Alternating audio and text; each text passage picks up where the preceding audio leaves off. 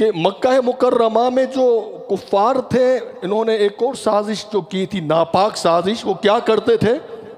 مگر اللہ کا انتخاب بھی دیکھیے کہ انہوں نے حضور صلی اللہ علیہ وآلہ وسلم کے پیچھے بچوں کو چھوڑ دیا تھا. ہم سنتے ہیں اکثر وہ کیا کرتے، بچے پتھر مار رہے ہوتے معاذ اللہ، حضور کی شان میں جو ہے گستاخی کر رہے ہوتے. وجہ کیا تھی کہ وہ یہ جانتے تھے کہ یہ بچے ہیں، حضور بچوں کو کیا کہیں گے، ابو طالب کیا کہیں گے، اگر کچھ کہیں گے تو ہم کہہ دیں گے یہ بچے ہیں، یہ بچے ہیں، ان کو اب کیا کہا جائے. مگر ایسے بچوں کے لیے ابو طالب کے گھر میں بھی ایک بچہ تھا اس وقت جسے دنیا علی کہتی تھی. وہ جب بچے آتے تھے تو یہاں سے ابو طالب کا بچہ آتا تھا.